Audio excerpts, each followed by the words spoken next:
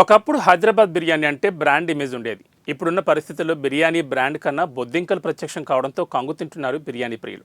హైదరాబాద్ కొత్తపేటలోని కృతింగా రెస్టారెంట్లో సందీప్ అనే customer biryani order ఇవ్వగా బిర్యానీలో బొద్దింక రావడంతో కంగు తిన్నాడు.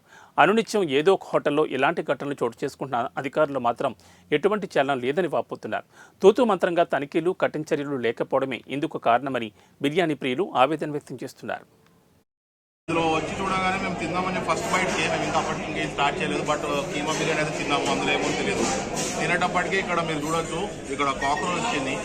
ఫ్యాకల్టీని అడిగితేనేమో వాళ్ళకు ఓన్లీ ఒక వార్నింగ్.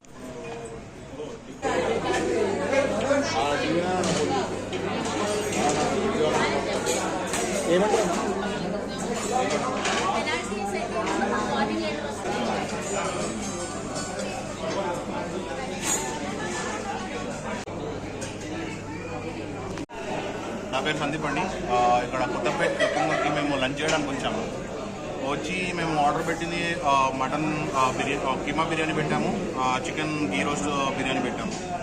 ఇందులో వచ్చి చూడగానే మేము తిందామని ఫస్ట్ బైట్కి మేము ఇంకా అప్పటికి ఇంకేం స్టార్ట్ చేయలేదు. బట్ కీమా బిర్యానీ అయితే తిన్నాము, అందులో ఏమో తెలియదు. తినేటప్పటికీ ఇక్కడ మీరు చూడొచ్చు, ఇక్కడ కాక్రోచ్ వచ్చింది.